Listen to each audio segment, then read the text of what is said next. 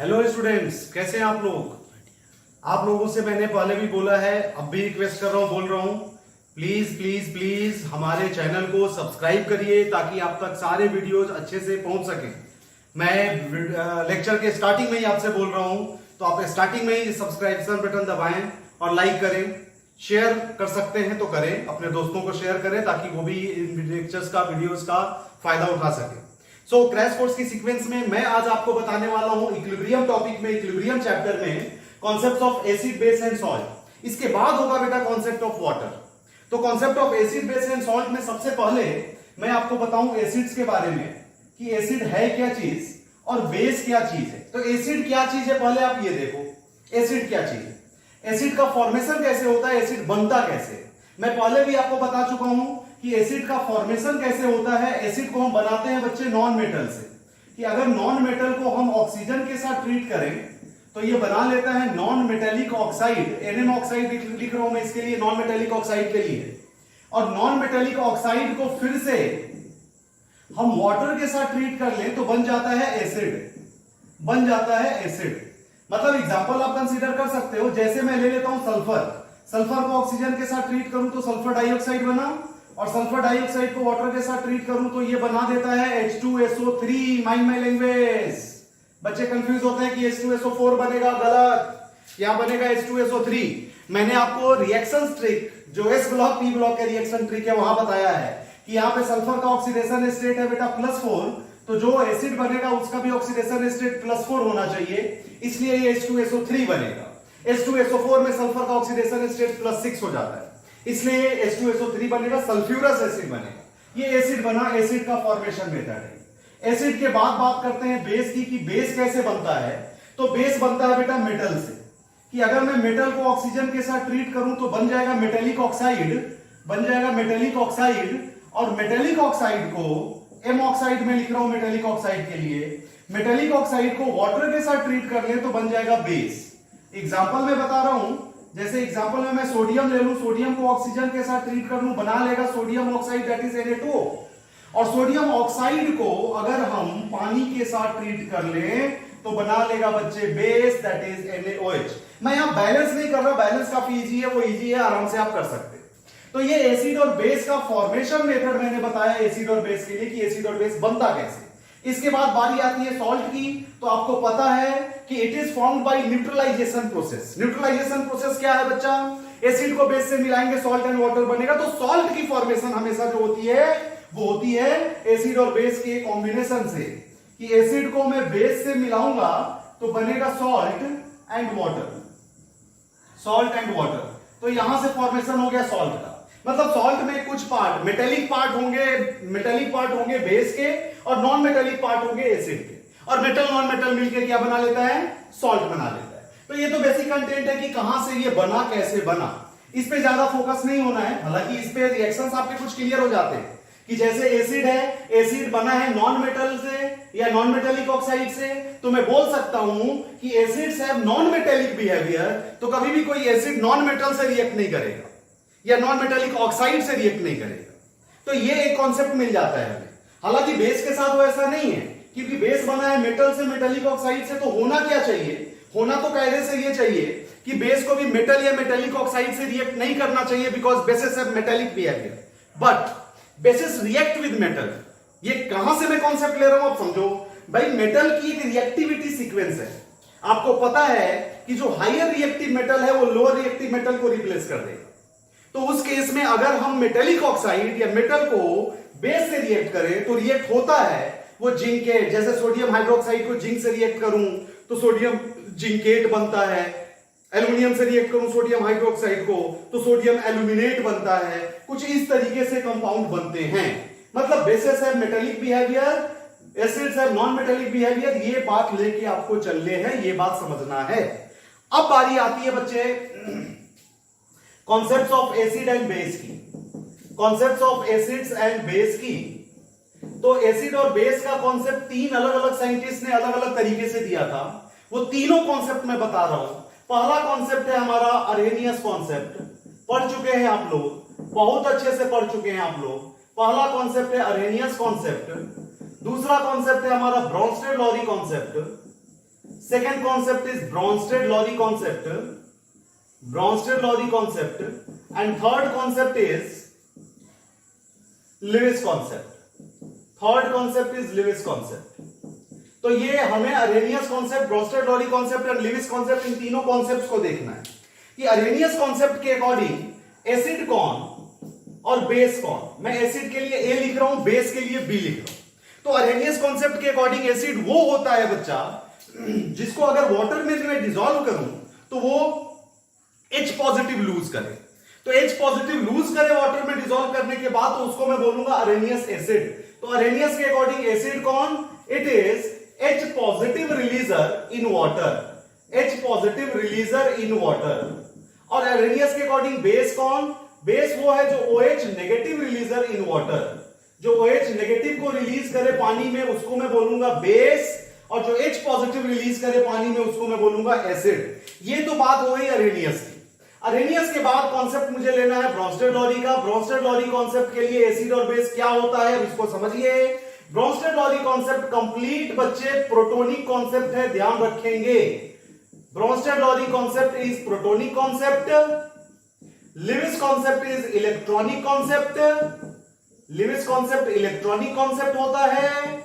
और Arrhenius concept जो आपने पढ़ा ये कंप्लीट आयनिक कॉन्सेप्ट है. अब जरा इसको समझेंगे आप क्या चीज में लिख रहा हूं. आयनिक कॉन्सेप्ट का मतलब यह है कि अरेनियस के अकॉर्डिंग जब मैं एसिड को पानी में डिसॉल्व करूंगा तो वो लूज करेगा H पॉजिटिव आयन, और जब बेस को पानी में डिसॉल्व करूंगा तो वो लूज करेगा OH नेगेटिव आयन. तो आयन अगर रिलीज कर रहा है तो वो अरेनियस कॉन्सेप्ट है. ब्रोस्टेड-लॉरी कॉन्सेप्ट हमारा प्रोटोनिक कॉन्सेप्ट है. एसिड कौन सा है ब्रोस्टेड-लॉरी के अकॉर्डिंग? देखोगे बच्चे, समझोगे इसको. ये तीनों कॉन्सेप्ट सेम ही हैं. आपको याद करने का एक टेक्निक देता हूं, समझ लो. ये तीनों कॉन्सेप्ट सेम है बच्चा, तीनों सेम कॉन्सेप्ट है. अरेनियस ने बोल दिया H प्लस रिलीजर, तो H प्लस क्या है? H प्लस प्रोटोन है, क्या है. और अगर प्रोटोन ये लूज कर रहा है और OH माइनस लूज कर रहा है तो मैं OH माइनस को क्या लेके चल रहा हूं? नेगेटिव. तो नेगेटिव इसको लेके चलो, पॉजिटिव इसको लेके चलो. तो जिसके पास पॉजिटिव ज्यादा होगा वही तो पॉजिटिव लूज करेगा. तो जिसके पास पॉजिटिव ज्यादा है वो पॉजिटिव लूज करेगा, तो वो क्या करेगा? वो माइनस एक्सेप्ट करेगा. बस इसी कॉन्सेप्ट को लेके आगे बढ़ो आप. अरेनियस के अकॉर्डिंग H पॉजिटिव लूज करने वाला वाटर है. H पॉजिटिव क्या है? H पॉजिटिव है प्रोटोन. तो प्रोटोनिक कॉन्सेप्ट में मैं एसिड को क्या लिख दूंगा? Proton रिलीजर, proton donor. डोनर बोलो या रिलीजर बोलो, एक ही चीज है बच्चे. और बेस क्या होगा? तो बेस अरेनियस के अकॉर्डिंग बेस वो है जो OH माइनस लूज करता है. तो जो माइनस लूज करेगा वो क्या करेगा? प्लस एक्सेप्ट करेगा. जो माइनस लूज करेगा वो प्लस एक्सेप्ट करेगा. तो प्लस एक्सेप्ट करने का मतलब क्या मैं बेस को लिख सकता हूं proton acceptor, because proton are positive in nature.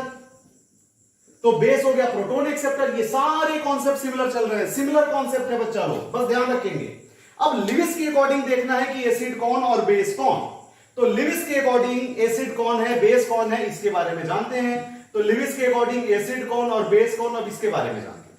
तो ये कंप्लीट कॉन्सेप्ट है हमारा इलेक्ट्रॉनिक. तो जो प्रोटोन का कॉन्सेप्ट है उसका अपोजिट चलेगा कि जो प्रोटोन एक्सेप्ट कर रहा है, जो प्रोटोन एक्सेप्ट कर रहा है वो इलेक्ट्रॉन लूज करेगा, या फिर जो प्रोटोन लूज कर रहा है वो इलेक्ट्रॉन एक्सेप्ट करेगा. आप ऐसे सोच सकते हो. प्रोटोन लूज करने का मतलब यह है कि उसके पास प्रोटोन मैक्सिमम अमाउंट में है, ज्यादा है. सो अगर मैं यहां पर एसिड की बात करूं कि एसिड कौन, तो इलेक्ट्रॉनिक कॉन्सेप्ट है. तो अगर ये प्रोटोन डोनेट कर रहा है इसका मतलब क्या करेगा? वो इलेक्ट्रॉन एक्सेप्ट करेगा. तो एसिड के अकॉर्डिंग मैं बोल सकता हूं कि इलेक्ट्रॉन एक्सेप्टर, इलेक्ट्रॉन एक्सेप्टर जो है उसको मैं बोलूंगा कि वो लिविस एसिड है. और इलेक्ट्रॉन डोनर जो है, इलेक्ट्रॉन डोनर जो है उसको मैं बोलूंगा कि लिविस बेस है. तो ये तीनों कॉन्सेप्ट आपके क्लियर हुए. Arrhenius concept, Lewis concept, Arrhenius concept, Bronsted-lorry concept, Lewis concept, ये तीनों कॉन्सेप्ट क्लियर हैं. ठीक है, ओके, ठीक है. अब आगे बढ़ते हैं. अब जरा एक चीज बताओ, आपने पढ़ा है कि एसिड और बेस को मिलाएंगे, एसिड और बेस को मिलाएंगे तो हमेशा सॉल्ट बनेगा और वाटर बनेगा. ये बिल्कुल भी सही नहीं है जो मैं बोल रहा हूं, उसको जरा ध्यान दो. ये बिल्कुल भी सही नहीं है. इसी कॉन्सेप्ट को लेके आगे बढ़ना है. हर जगह ये सही नहीं है. जैसे जैसे पहला कॉन्सेप्ट मैं ले रहा हूं कि अगर मान लो मैंने अरेनियस एसिड लिया और इसको अरेनियस बेस से मिला दूं, अरेनियस एसिड को अरेनियस बेस से मिला रहे हैं। चेक करना बेटा कैसे क्या चलता है। अरेनियस एसिड, जैसे अरेनियस एसिड के लिए मैं ले लूं HCl, तो HCl अरेनियस एसिड है कि नहीं चेक करो। क्या H प्लस HCl को पानी में रखेंगे तो H प्लस लूज करेगा? मेरा आंसर होगा यस, लूज करेगा। H प्लस ये लूज करेगा। और अरेनियस बेस की मैं बात करूं तो क्या बनेगा? अरेनियस बेस की बात करूं तो मैं ऐसा ले सकता हूं NaOH, सोडियम हाइड्रोक्साइड को पानी में रखेंगे तो क्या करेगा? OH माइनस लूज करेगा। तो इस HCl को NaOH से मिलाओगे तो क्या बन जाएगा? ये बन जाएगा NaCl प्लस वाटर बनेगा। तो अरेनियस एसिड को अरेनियस बेस से मिलाओगे तो सॉल्ट एंड वाटर बनेगा। जो ये कॉन्सेप्ट है हमारा, ये कॉन्सेप्ट सिर्फ एंड सिर्फ अरेनियस के लिए है। तो अरेनियस एसिड को अरेनियस बेस से मिलाएंगे तो सॉल्ट एंड वाटर बनेगा, लेकिन बार बार हर एक चीज के लिए बोलना इसको सही नहीं है। जैसे एक और एग्जांपल मैं देता हूं आपको कि अगर मैं Bl एसिड ले लूं, Bl एसिड मैं लिख रहा हूं ब्रोंस्टेड लॉरी के लिए, मैं ले रहा हूं Bronsted Lowry acid and plus Bl base, Bronsted Lowry base. तो देखो जरा, अगर मैं ब्रोंस्टेड लॉरी एसिड का एग्जांपल दूं, ब्रोंस्टेड लॉरी के एसिड के एग्जांपल में क्या HCl आ सकता है? जरूर आ सकता है, क्योंकि HCl वो है जो H प्लस लूज करेगा, और H प्लस का मतलब प्रोटॉन है, प्रोटॉन जो लूज करेगा उसको मैं एसिड बोलूंगा। लेकिन क्या NaOH ब्रोंस्टेड लॉरी बेस होगा? मेरा आंसर होगा नहीं होगा। क्यों नहीं होगा भाई? क्योंकि NaOH की औकात नहीं है प्रोटॉन एक्सेप्ट करने की, इसलिए NaOH कभी भी ब्रोंस्टेड लॉरी बेस नहीं होता है। तो ब्रोंस्टेड लॉरी बेस में मैं यहां पर ले रहा हूं बच्चा अमोनिया, क्योंकि अमोनिया के पास एक लोन पेयर है, तो लोन पेयर है तो ये इसकी टेंडेंसी होगी H प्लस एक्सेप्ट करने की। तो अगर मैं इनको कंबाइन करूं तो देखो जरा, चेक करो, जैसे ब्रोंस्टेड लॉरी लिया हमने तो ब्रोंस्टेड लॉरी कॉन्सेप्ट को ही समझना है कि ये है H प्लस, ये H प्लस लूज करेगा, और ये है अमोनिया, तो ये क्या करेगा? बेस H प्लस लेगा। तो H प्लस लेगा तो ये बन जाएगा NH4 प्लस माइनस, NH4